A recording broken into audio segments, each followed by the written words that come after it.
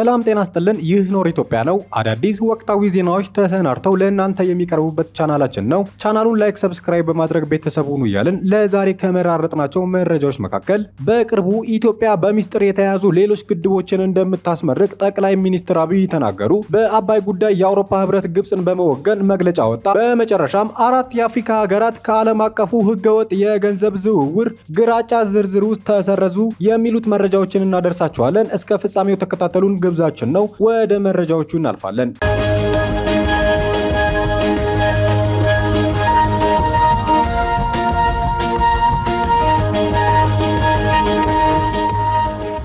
በቅድሚያም ጠቅላይ ሚኒስትር አብይ አህመድ ለኢነርጂ እና መስኖ አገልግሎት የሚውሉ መካከለኛና ከፍተኛ ግድቦች እንደሚመረቁ አስታወቁ። እነዚህን ፕሮጀክቶች በስም ያልጠቀሱት ጠቅላይ ሚኒስትሩ ፕሮጀክቶቹ በሚቀጥሉት ወራት እንደሚመረቁ በ2018 በጀት ዓመት የመጀመሪያ 100 ቀናት የማክሮ ኢኮኖሚ አፈጻጸም ግምገማን አስመልክቶ በኮይሻ ግድብ ከሚኒስትሮች ጋር ባደረጉት ውይይት ገልጸዋል። በቀጣይም ለመመረቅ ወረፋ የሚጠብቁ ፕሮጀክቶች መኖራቸውን ጠቁመው እንልፋ እንትጋ ከልፋታችን ውጪ የሚለወጥ ሀገር አይኖርም የሚለውን እሳቤ ለዚህ ውጤት በእጅጉ አግዘዋል ብለዋል። ከጠንካራ ስራ በኋላ አሁን የኮይሻ ግድብ 128 ሜትር ከፍታ ላይ መድረሱን ጠቅላይ ሚኒስትር አብይ ተናግረዋል። ይህ የኮይሻ ግድብ የደረሰበት ከፍታ ከታላቁ የህዳሴ ግድብ አሁን ላለበት የ145 ሜትር ከፍታ 17 ሜትር ብቻ የቀረው እንደሆነ ጠቅሰዋል። ያኔ ህዳሴ ቁፋሮን ጨምሮ በርካታ የተጀመሩ ስራዎች እንደነበሩ የጠቆሙት ጠቅላይ ሚኒስትሩ ኮይሻ ግን ከባዶ ጀምሮ እዚህ መድረሱን ገልጸዋል። ሰዎች ከፈተና ውስጥ እድል እየፈለቀቁ መሄድን ካላወቁበት በፈተናና ምክንያት ታስረው የሚቆሙ ከሆነ ሀገርን መስራት ቀርቶ ቤተሰብን መምራት ይቸገራሉ ያሉት ጠቅላይ ሚኒስትር አብይ የኢትዮጵያ ፈተና እየጨመረ እንደሚሄድ ሁሉም መገንዘብ እንዳለበት መልእክት አስተላልፈዋል። እስካሁን የተሰሩ ታላላቅ ፕሮጀክቶች ስኬታማ የሆኑት ፈተና ሳይገጥማቸው ቀርቶ ሳይሆን ከፈተና ውስጥ እድል ማውጣት ስለተቻለ እንደሆነ ጠቅሰዋል። ከዚህ ጋር በተያያዘ ግብፅን ያስፈነደቀ መግለጫ የአውሮፓ ህብረት በአባይ ጉዳይ ግብፅን በመደገፍ መግለጫ አውጥቷል። በብራስልስ የሚገኘው የኢትዮጵያ ኤምባሲ የአውሮፓ ህብረት ከግብፅ ጋር በመሆን ካይሮ በአባይ ወንዝ ላይ የምታስነሳውን የቅኝ ግዛትና የብቸኝነት ተቆጣጣሪነት መብትን የሚያስተጋባ መግለጫ አውጥቷል በማለት ወቅሷል። የአውሮፓ ህብረትና ግብፅ ያወጡት የጋራ መግለጫ በኢትዮጵያ ላይ የተሳሳተ አድሎ ያለበትና ጠበኛ አቋም ያሳየ እንደሆነ በመግለጽም ተቃውሞውን አሰምቷል።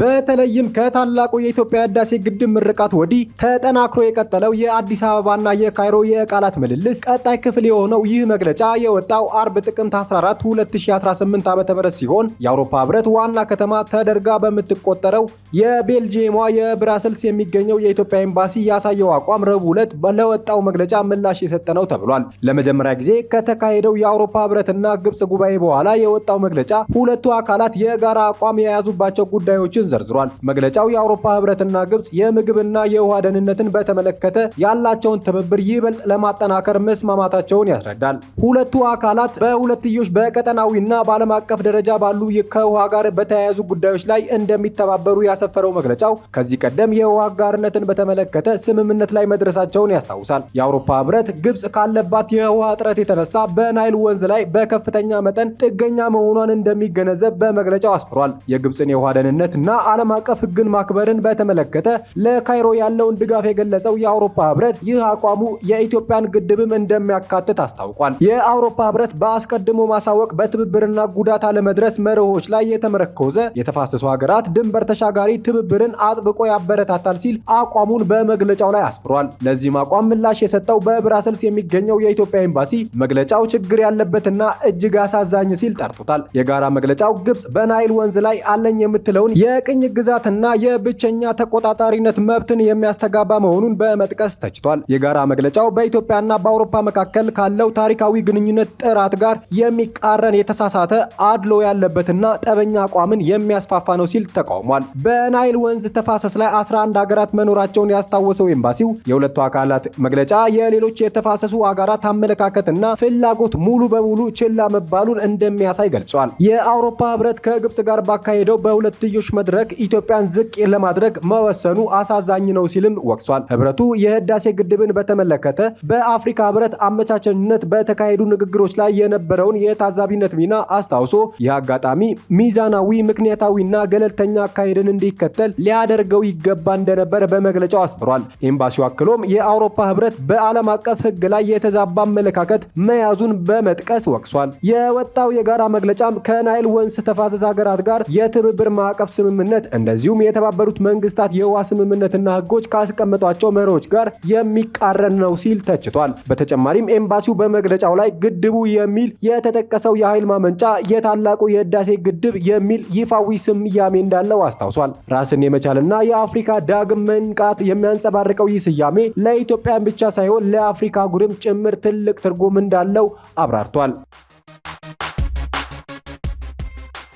አራት የአፍሪካ ሀገራት ከዓለም አቀፉ ህገወጥ የገንዘብ ዝውውር ግራጫ ዝርዝር ውስጥ ተሰረዙ። በፓሪስ የሚገኘው የፋይናንስ እርምጃ ግብረ ኃይል ኤፍኤቲ የአፍሪካን የፋይናንስ መልካም ስም ከፍ በሚያደርግ ትልቅ እርምጃ በመውሰድ ቡርኪና ፋሶ፣ ሞዛምቢክ፣ ናይጄሪያ እና ደቡብ አፍሪካን ከግራጫው ዝርዝር በይፋ አስወግዷቸዋል። ይህ ዝርዝር ህገወጥ የገንዘብ ዝውውርን፣ አሸባሪዎችን በገንዘብ የመደገፍ ወንጀሎችን መዋጋት ላይ ድክመት ያለባቸውና ከፍተኛ ክትትል የሚደረግባቸውን ሀገሮች የሚያመላክት ነው። ከአራቱ ሀገራት መካከልም በመጀመሪያ የምትገኘው ቡርኪና ፋሶ ስትሆን ቡርኪና ፋሶ እንደ አውሮፓውያን አቆጣጠር ከ2021 ጀምሮ ዝርዝር ውስጥ ከገባች በኋላ ጸረ ህገወጥ የገንዘብ ዝውውርን፣ አሸባሪዎችን በገንዘብ የመደገፍ ወንጀሎችን የመዋጋት ስርዓቷን በከፍተኛ መጠን አሻሽላለች። ሀገሪቱ የፋይናንስ ተቋማትን ቁጥጥር ከፍ አድርጋለች፣ የባለቤትነት ግልጽነትንም ጨምራለች፣ እንደዚሁም የህግ አስከባሪና የፍትህ አቅሟን አጠናክራለች በማለት ከዚህ ዝርዝር ውስጥ አውጥቷታል። በተጨማሪም ለህግ ጥሰቶች የሚጣሉ ቅጣቶችን ይበልጥ በማጥበቅ በተቋማት መካከል ያለውን ቅንጅት አሻሽላለች ሲል አወዳድሷታል። ከቡርኪና ፋሶ በመቀጠል የምትገኘው ሞዛምቢክ ስትሆን ሞዛምቢክ እንደ አውሮፓውያን አቆጣጠር በ2022 ዝርዝር ውስጥ ከተካተተች በኋላ የአደጋ ተጋላጮችን በመለየት በእነርሱ ላይ የተመሰረተ ቁጥጥር፣ የፋይናንስ መረጃ ልውውጥና የባለቤትነት መረጃ አሰባሰብ ላይ ከፍተኛ ለውጥ አሳይታለች በማለት ተናግሯል። ባለስልጣናቱ የተቀናጀ የሽብርተኝነት ፋይናንስ ስጋት ግምገማ በማካሄድ ብሔራዊ የሽብርተኝነት ፋይናንስ መከላከል ስትራቴጂን መተግበር ጀምረዋል ብለዋል። ይህም ለፋይናንስ ደህንነት ጠንካራ ቁርጠኝነት ያሳያል በማለት ሞዛምቢክን ከዚህ ዝርዝር ውስጥ አስወጥቷታል። በመቀጠል ናይጄሪያ ስትሆን እንደ አውሮፓውያን አቆጣጠር በ2023 ዝርዝር ውስጥ የተካተተችው ናይጄሪያ በፋይናንስ ስርዓቷ ውስጥ ያሉ ክፍተቶችን በፍጥነት ዘግታለች። ቁልፍ ለውጦችም የብሔራዊ ስጋት ግምገማዎችን ማዘመን፣ የፋይናንስና የፋይናንስ ነክ ያልሆኑ ዘርፎችን በጥብቅ መቆጣጠር፣ እንደዚሁም የባለቤትነት ደንቦች አፈጻጸምን ማጠናከርን ያካትታሉ። ባለስልጣናቱ ህጋዊ ለትርፍ ያልተቋቋሙ ተግባራትን በመጠበቅ የህገወጥ የገንዘብ ዝውውርንና አሸባሪዎችን በገንዘብ የመደገፍ ወንጀሎችን ምርመራዎችን፣ ክሶችን ጨምረዋል በማለት ናይጄሪያን ከዝርዝሩ ውስጥ አስወጥቷታል። በመጨረሻም ደቡብ አፍሪካ ስትሆን ደቡብ አፍሪካ ከዝርዝሩ መሰረዟ እንደ አውሮፓውያን አቆጣጠር በ2023 ከተደረጉ ጥልቅ ተሃድሶች በኋላ የተገኘ ትልቅ የፖሊሲ ስኬት ነው በማለት ተናግሯል። አገሪቱ ውስብስብ የፋይናንስ ወንጀሎችን በመመርመር በመክሰስ ውጤታማ ቅጣቶችን በመጣል እንደዚሁም በሽብርተኝነት ላይ ያነጣጠሩ የፋይናንስ እርምጃዎችን በማስፈጸም ከፍተኛ መሻሻል አሳይታለች ብሏል። የተቋማት ቅንጅትን መጠናከር፣ የባለቤትነት ግልጽነት መሻሻልም ለስኬቷ ማዕከላዊ ነበሩ በማለት ከዝርዝር ውስጥ አስወጥቷታል። በመጨረሻም አሜሪካ ትልቁን የጦር መርከቧን ወደ ካሪቢያን አስጠጋች። የቬንዙዌላው ፕሬዝዳንት ኒኮላስ ማዱሮ አሜሪካ ጦርነት እየጫረች ነው ብለዋል። የአሜሪካ መከላከያ ጽሕፈት ቤት ሄክሴት እስከ 90 ተዋጊ ጄቶችን የሚይዘው ግዙፍ የጦር መርከብ ወደ ካሪቢያን እንዲጠጋ አዘዋል። ማዱሮ አዲስ ውስጣዊ ጦርነት እየጫሩ ነው፣ ዳግመኛ እጃችን ጦርነት ውስጥ አናስገባም ቢሉም አዲስ ጦርነት እየቀሰቀሱ ነው ብለዋል። አሜሪካ በካሪቢያን አካባቢ ያለውን ወታደራዊ ይዞታዋን እያስፋፋች ሲሆን በአካባቢው ከጦር መርከቦች በተጨማሪ የኒኩለር ሰርጓጅ መርከብና ኤፍ-35 የጦር ጄት ታከማችታለች። ቬንዙዌላ በበኩሏ አሜሪካን ስታስጠነቅቅ 5000 የሩሲያ ሚሳኤሎች አሉኝ እንዳትጠግኝ ብትላትም አሜሪካ ግን መጠጋቷን አላቆመችም። ፕሬዚዳንት ማክሮ ቬንዙዌላ 5000 ሩሲያ ሰራሽ ኢግላ-ኤስ ተንቀሳቃሽ የአየር መከላከያ ስርዓቶች እንዳሏት አስታውቀዋል። ይህ ንግግር አሜሪካ ጦሯን ወደ ካሪቢያን ማሰማራቷን ተከትሎ የመጣ ሲሆን ቬንዙዌላ ማዱሮ ከስልጣን ለማውረድ የሚደረግ የኦፕሬሽን ልምምድ ስትል ገልጸዋለች። ሰላምን ለማረጋገጥ በቁልፍ የአየር መከላከያ ቦታዎች ላይ ከ5000 ያላነሱ ሚሳኤሎች አሉ ሲሉ ፕሬዝዳንቱ ከወታደራዊ መሪዎች ጋር በቴሌቪዥን ቀርበው መናገራቸውን ስፑትኒክ ዘግቧል። አሜሪካ በካሪቢያን የምታደርገውን እንቅስቃሴ የአደንዛዥ ዝውውርን ለመዋጋት እንደሆነ ዋይት ሃውስ የገለጸ ሲሆን ከቬንዙዌላ አደንዛዥ ሲያዘዋውሩ ነበሩ ተብለው የተጠረጠሩ በርካታ መርከቦች መውደማቸውን አስታውቀዋል። አሜሪካ የጦር መሳሪያዎቹ ያስፈለጓት የአደንዛዥ ዝውውርን ለመግታት እንደሆነ ትገልጻለች። የአደንዛዥ አዘዋዋሪዎች ናቸው ባለቸው 10 ጀልባዎች ላይም ጥቃት ፈጽማለች። አበቃን። ሐሳብ አስተያየታችሁን በኮሜንት ሴክሽኑ ላይ አስፍሩልን። ላይክ፣ ሼር እንደዚሁም ሰብስክራይብ በማድረግ ቤተሰብ ሁኑ እያልን መልካም ጊዜን ተመኘን።